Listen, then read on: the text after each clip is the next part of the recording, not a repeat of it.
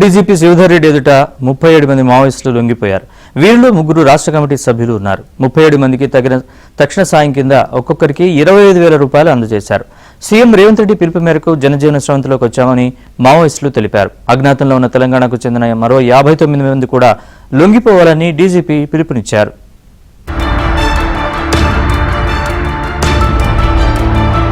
హైదరాబాద్ లో తెలంగాణ డీజీపీ శ్రీధర్ రెడ్డి ఎదుట 37 మంది మావోయిస్టులు లొంగిపోయారు.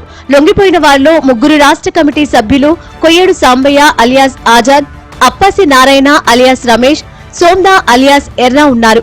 మిగతా 34 మంది మావోయిస్టులంతా ఛత్తీస్గఢ్ కు చెందిన వారని డీజీపీ తెలిపారు.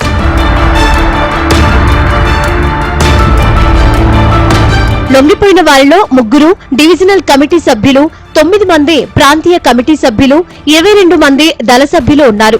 అక్టోబర్ 21న పోలీసు అమరవీరుల దినోత్సవం సందర్భంగా సీఎం రేవంత్ రెడ్డి ఇచ్చిన పిలుపు మేరకు వీరంతా జనజీవన స్రవంతిలో కలిసేందుకు ముందుకొచ్చినట్లు డీజీపీ తెలిపారు. లొంగిపోయిన వారంతా తమ ఆయుధాలను కూడా అప్పగించినట్లు చెప్పారు. 37 మందికి తక్షణ సాయం కింద ఒక్కొక్కరికి 25,000 రూపాయలను అందజేశారు.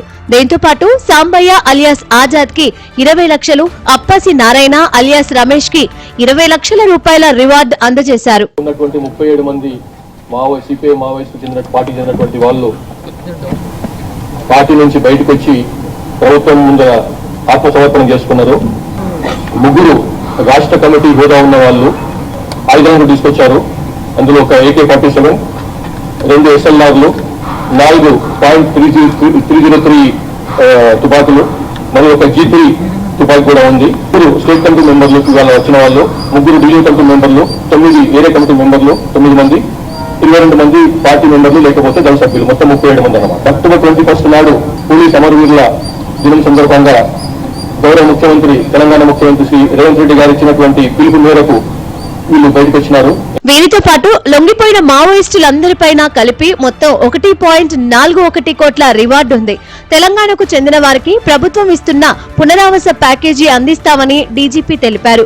తెలంగాణకు చెందిన మరో 59 మంది మావోయిస్టులు అజ్ఞాతంలో ఉన్నారన్నారు. వారిలో 5 కేంద్ర కమిటీ సభ్యులున్నారని తెలిపారు. వీళ్లంతా వీలైనంత త్వరగా లొంగిపోవాలని డీజీపీ శ్రీధర్ రెడ్డి అన్నారు.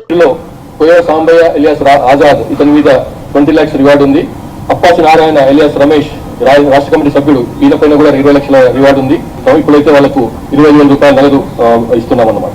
ఇంకా తెలంగాణ రాష్ట్రానికి చెందినటువంటి వాళ్ళు 59 మంది అజ్ఞాతంలో ఉన్నారు. అందులో 5 సెంట్రల్ కమిటీ మెంబర్లు ఉన్నారు. 10 మందిని కూడా ఇంత త్వరగా బయటకు వస్తే అంత మంచిదని చెప్పి మేము కోరుతున్నాము. రాండి, మీకు ఎట్లాంటి ప్రాబ్లం ఉండదు. తాము స్టేట్ కమిటీకి చెప్పి పోలీసుల ముందు లొంగిపోయామని రాష్ట్ర కమిటీ సభ్యుడు సాంబయ్య తెలిపారు. ప్రభుత్వ పిలుపు మేరకు లొంగిపోవాలని నిర్ణయం తీసుకున్నామన్నారు. రాష్ట్ర కమిటీ కార్యదర్శి దామోదర్ కు తమకు ఎలాంటి ఆధిపత్య పోరు లేదన్నారు. పరిస్థితులలో కామ్రేడ్ మా స్టేట్ కమిటీకి ఉన్నట్లాంటి కామ్రేడ్స్ ఉన్న పరిస్థితిని ఆలోచించి ఇటు గవర్నమెంట్ కావచ్చు, ఇటు డిపార్ట్మెంట్ కావచ్చు, జనజీవన సమితిలో కలిసి పనిచేయాలని చెప్పి పిలుపునిస్తున్నది. ఆ పిలుపుకు అనుగుణంగా వస్తే బాగుంటుందని చెప్పి నేను కోరుతాను. స్టేట్ కమిటీ ఇన్ఛార్జి ఇప్పుడు దామోదరు, తర్వాత వెంకన్న ఉన్నాడు. వాళ్ళిద్దరూ ఇప్పుడు మా స్టేట్ కమిటీలో ముఖ్యంగా ఉన్నట్లాంటి వాళ్ళు. పార్టీ చెప్పి మేము సరెండర్ పోతున్నాం అని చెప్పి వచ్చినాం. మేము అనారోగ్య కారణాల రీత్యా తాము లొంగిపోవాలని నిర్ణయం తీసుకున్నామని అప్పాసి నారాయణ అలియాస్ రమేష్ అన్నారు. అడవుల్లో ఉండి పోరాటం చేయడం కంటే జనజీవన స్రవంతిలో చేరాలన్న ప్రభుత్వ పిలుపు మేరకు లొంగిపోయామని తెలిపారు. మేము ఇక్కడ వచ్చిన విషయం అంటే పరిస్థితి అనుగుణంగా మేము అక్కడ ఉండి పని చేయడం మాకు కష్టము. దానివల్ల ఇంకా కొన్ని అనారోగ్య సమస్యలు, ఇంకా ఇక్కడ ప్రభుత్వం పిలుపునిస్తున్నది మీరు అక్కడ ఉండి పోరాడి సాధించేది ఏం లేదు అని పరిస్థితి మారుతున్నాయి. ఈ పరిస్థితి మారుతున్న కాలంలో మీరు ఇక్కడ ప్రభుత్వం దగ్గర నుండి ప్రజల్లో కలిసి పనిచేయాలని పిలుపు కూడా చూసినాము. అవన్నీ చూసి మేము ఇక్కడ సరెండర్ కోసము వచ్చినాం. 11 నెలల్లో 465 మంది మావోయిస్టులు లొంగిపోయినట్లు పోలీసులు తెలిపారు. మిగతా మావోయిస్టులు కూడా లొంగిపోవాలని, వారికి రక్షణ కల్పించడంతో పాటు ఆదుకుంటామని చెప్పారు.